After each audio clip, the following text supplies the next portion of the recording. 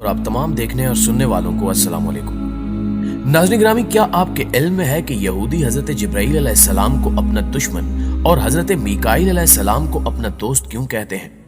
यकीनन बेशतर अफराद इससे नावाकिफ होंगे।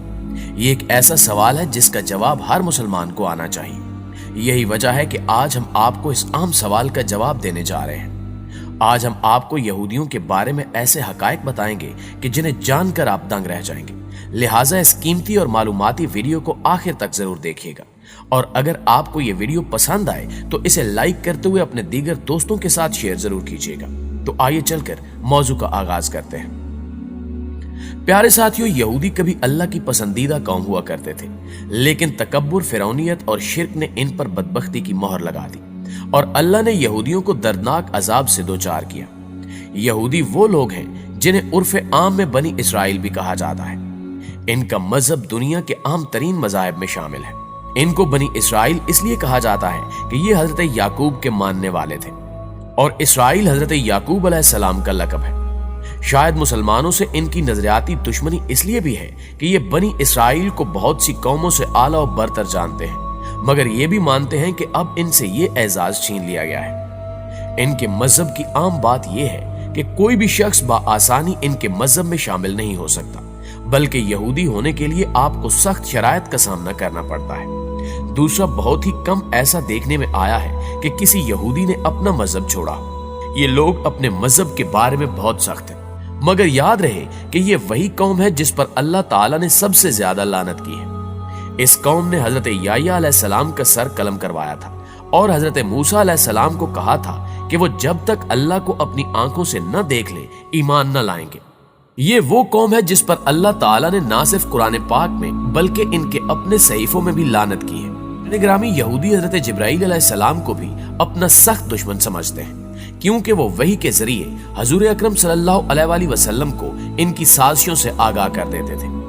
यहूदियों ने जब हजरत जिब्राईल अलैहिस्सलाम को अपना दुश्मन कहा तो इस पर अल्लाह ताला ने सूरह बकरा में इरशाद फरमाया कि कह दो कि जो शख्स जिब्राईल का दुश्मन हो उसको गुस्से में मर जाना चाहिए।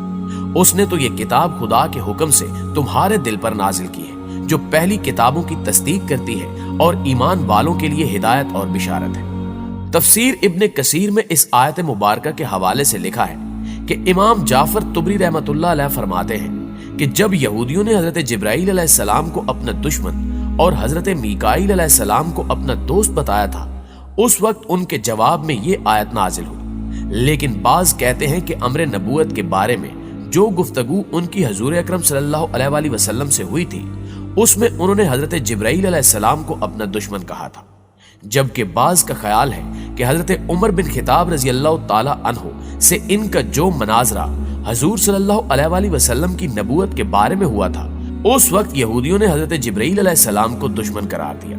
नाज़रीन ग्रामी, सही बुखारी में लिखा है कि जब यहूदियों को उनके सब सवालों के दुरुस्त जवाब मिल गए तो उन्होंने आखिर में पूछा कि अच्छा ये फरमाइए कि तौरात में जिस नबी की खबर है उसकी खास निशानी क्या है और उसके पास कौन सा फरिश्ता वही लेकर आता है। इस पर आप सल्लल्लाहु अलैहि वसल्लम ने फरमाया कि उसकी खास निशानी ये है कि उसकी आंखें जब सोई हुई हों उस वक्त में उसका दिल जागता रहता है। इस गुफ्तगू के बाद हजूर अकरम सल्लल्लाहु अलैहि वसल्लम ने यहूदियों से फरमाया कि तुम्हें उस रब की कसम जिसने हजरत मूसा अलैहिस्सलाम को तौरात दी, बताओ क्या मैंने ठीक जवाब दिया?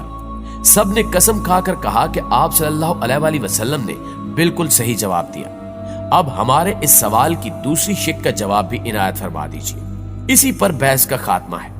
आप सल्लल्लाहु अलैहि वसल्लम ने फरमाया कि मेरा वली जिब्राईल है, वही मेरे पास वही लाता है और वही तमाम अंबियाए कराम के पास पैगाम बारी ताला लाता रहा। सच कहो और कसम खाकर कहो कि मेरा ये जवाब भी दुरुस्त है।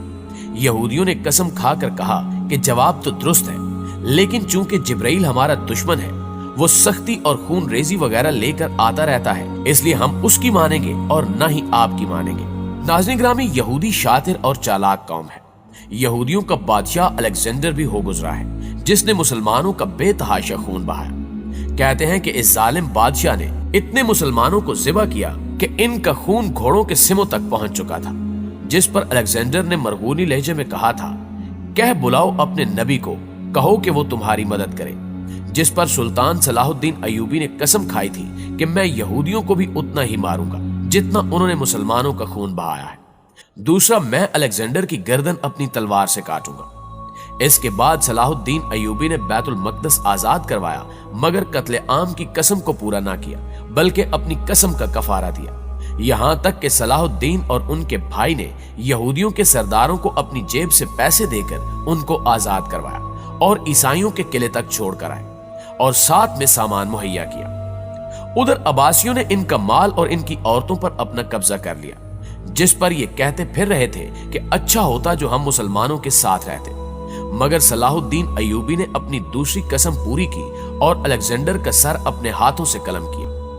यहूदियों का अहम मकसद पूरी दुनिया पर कब्जा करना और अपना दीन सबसे बुलंद करना है। तभी ये फलस्तीन आकर आबाद हुए ताकि इनका खोया हुआ मकाम इन्हें वापस मिल जाए। इन्होंने अमेरिका को सूद पर कर्जा दिया और अब्बासियों से हाथ मिला लिया और अपनी तोपों का रुख मुसलमानों की तरफ मोड़ दिया है। तो मुआजिज दोस्तों, ये थी हमारी आज की वीडियो कैसी लगी कमेंट करके हमें जरूर बताइएगा। इंशाल्लाह आपसे मुलाकात होती है अगली वीडियो में। तब तक अपना ख्याल रखिए। अल्लाह निगहबान।